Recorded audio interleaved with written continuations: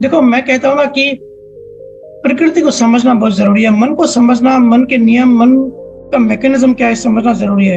तो मन के कई नियमों में से एक नियम ये भी है कि मन को जिस चीज़ के लिए मना करोगे ना, वो चीज़ पहले आएगी। अभी मैं कहूँ कि सफ़ेद हाथी के बारे में मत सोचना, आप सबके सामने सफ़ेद हाथी आ जाएगा। मन जो है ना, बच्चों की तरह होता है, बच्चों को जिस चीज़ पे मना करो उस पे फोकस करते हैं, वो चीज़ पहले करेंगे। तो लॉ ऑफ रिवर्स इफ़ेक्ट का मतलब है कि जिस चीज़ को हम बहुत कड़काई से पकड़ते हैं, बहुत मजबूत से पकड़ते हैं या मजबूती से छोड़ते हैं, वही चीज़ सामने आएगी। और इसलिए संतों का जो रास्ता होता है वो है सम्यक। सम्यक का मतलब होता है बैलेंस्ड। सहज का मतलब यही होता है। कबीर साहब ने कहा है ना, साधो सहज समाधि भली। जो सहज रहता है वो ना किसी चीज को जोर से पकड़ता है, ना किसी चीज को जोर से छोड़ता है। अब ये कुछ बातें हो रही थी ना कि भाई भजन करना ही चाहिए, वो कुछ लोग कह रहे हैं भजन छोड़ दो। मैं कहता हूँ कि दोनों ही गलत है। जोर से किसी भी चीज को पकड़ा मतलब मन में है, और मन फिर वही चीज सामने लाता है। और जो दारू नहीं पीता है वो कभी भी कसम नहीं खाएगा कि मैं दारू नहीं पीऊंगा, बस वो सिंपली नहीं पिएगा। जो पिएगा, जिसकी आसक्ति है, जिसको अट्रैक्शन है, वो ही, उसी को बहुत जोर से संकल्प लेने की जरूरत पड़ती है। और जो स्ट्रांगली संकल्प लेते हैं ना, उनके मन में फिर मन उसके बारे में ही बार बार विचार करता है। लॉ ऑफ रिवर्स इफेक्ट, जिस चीज के बारे में मना करो मन वही चीज सामने लाता है।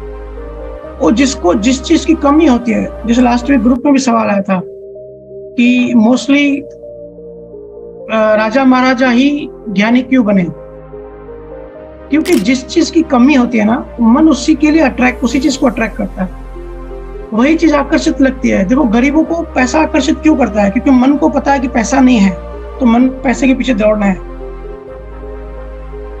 किसी की शादी नहीं हुई है तो उसके अंदर में यही हुआ कि शादी नहीं हुई, तो शादी घूमेगी उसके मन में, जिस चीज की कमी है उसके पीछे भागेगा। ये मन का नियम है।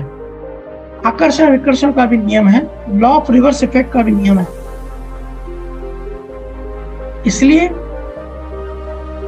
जो भी चीज नेगेटिव है उसको पकड़ना है या छोड़ना है, इस बारे में विचार ही मत करो, उस बारे में सोचो ही नहीं। क्योंकि नेगेटिव चीज को भी आपने ध्यान दिया, मतलब ध्यान दिया। अगर आपने कहा कि मैं दारू नहीं पीऊंगा, तो आपने दारू को याद किया, आपका ध्यान गया उस पे। हमारे ध्यान जो है ना, बड़ी ऊर्जा, बड़ी एनर्जी है।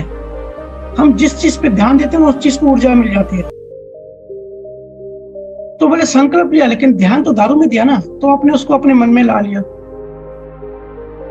इसलिए मैं क्यों कहता हूं, आज शुरुआत में बोला कि संतों की किताबें पढ़ो, संतों के ज्ञान सुनो।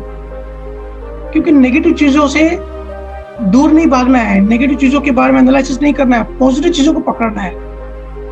अंधेरे से लड़ाई नहीं कर सकते, सिर्फ दिया जलाना है बस। दिया जलाया तो अंधेरा खुद ही भाग जाएगा। ऐसे ही जो भी संकल्प करता है ना अंदर से, तो उसका मन बार बार, आंतरिक मन उस पर अट्रैक्ट होता है, उसी को बार बार याद करेगा। सपने में भी वही आएगा, विचारों में वही आएगा, उसके प्रति भाव आएगा। इसलिए किसी भी चीजों को ना तो पकड़ो ना तो छोड़ो, सम्यक सहजता से, जो भी सहज हो वो करो। संतों का मार्ग, ज्ञानियों का मार्ग, अध्यात्म मार्ग सहज है। ये पकड़ना, आज धर्म की इतनी लड़ाई क्यों होती है, धर्मों की, पंथों की लड़ाई क्यों होती है? क्यों जोर से पकड़े हैं। इसको कहते हैं कट्टरपंथी, एक्सट्रीमिज्म। एक्सट्रीमली ताकत से पकड़ लिया, मैं हिंदू, तू दूसरे धर्म का।